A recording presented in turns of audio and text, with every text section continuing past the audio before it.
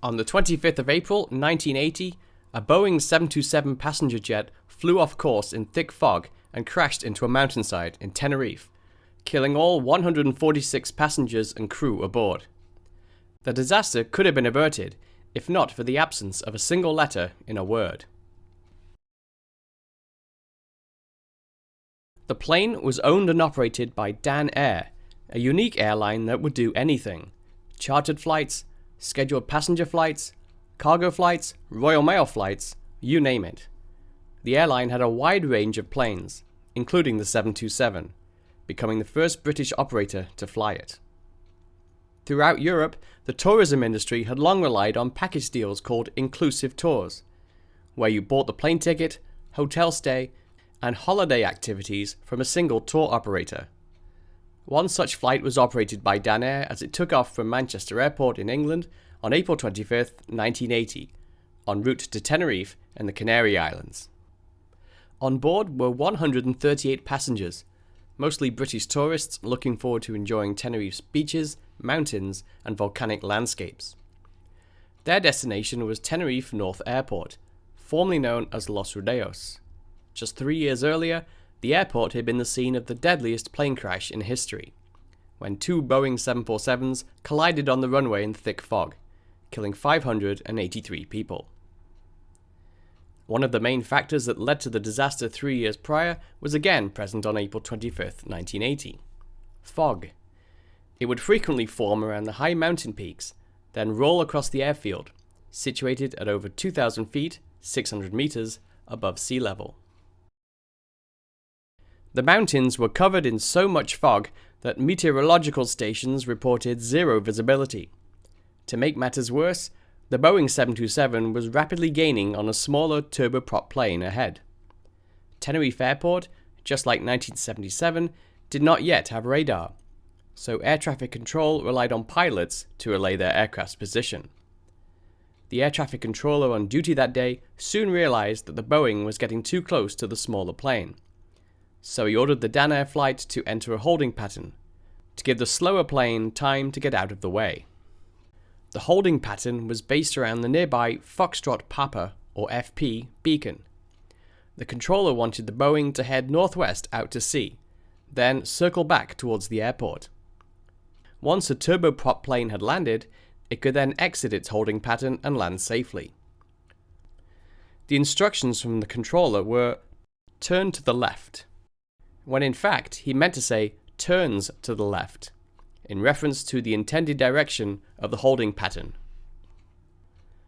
Although given a heading of 150 degrees to approach the airport, the additional command to turn to the left confused the pilots, but they did not ask air traffic control to clarify the instructions. The pilots decided that once they had reached the beacon, they would turn left on a heading of 150 degrees, away from the airport. Meanwhile, at the airport, the turboprop had landed. Air traffic control, believing the Dan Air flight was still in its assigned holding pattern, instructed them to descend to 5,000 feet, which took them below the peak of La Esperanza, a fog-covered mountain just a short distance away. Just then, the ground proximity warning went off in the cockpit. Believing his left turn had led them toward the mountain, the captain instead turned hard to the right, instead of increasing power and ascending.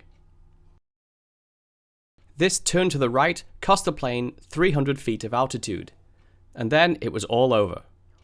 2 seconds after the co-pilot told air traffic control of their ground proximity warning, Dan Air Flight 1008 slammed into the side of La Esperanza, just 92 feet, 28 meters, below the summit. The impact obliterated most of the plane on impact. The tail section continued onward for several hundred meters before it hit the ground, plummeted into a ravine, and broke apart. Although nobody witnessed the impact, signs of a plane crash soon became apparent to people on the mountainside. Travel brochures and documents rained down on the village of Las Lagunetas, about 2 kilometers from the crash site. Within hours, rescuers had made their way to the crash site, but there were no survivors, and no complete human bodies. Most of the remains were never conclusively identified. Investigators from both Spain and Great Britain recovered the black boxes and began to investigate what happened. They were concerned about the high speed of the Dan Air flight that had made it almost overtake the turboprop plane in front of it. The controller then devised a holding pattern where they would turn right, but instead turn left towards the mountains. Investigators agreed that the confusion began when the controller said, quote, "The standard holding pattern overhead Foxtrot Papa is inbound heading 150, turn to the left." Clearly he meant turns to the left, but by omitting the S in turns, it had ended up as a command to turn left. Spanish investigators blamed the pilots, as they did not repeat the instructions back, as is normal. British investigators, however, said that was unfair, as the instructions were, quote, "so poorly worded." Either way, they did not ask for clarification. While both sets of investigators squabbled over who was to blame, they did not take into account the real problems. Although the inquiry into the 1977 disaster recommended the installation of radar at the airport, this had not been done. Neither runway at the airport had an instrument landing system, despite frequent cloud cover.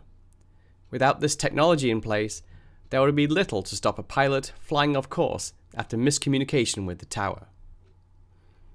A small memorial garden was set up in Manchester to commemorate the victims of the disaster.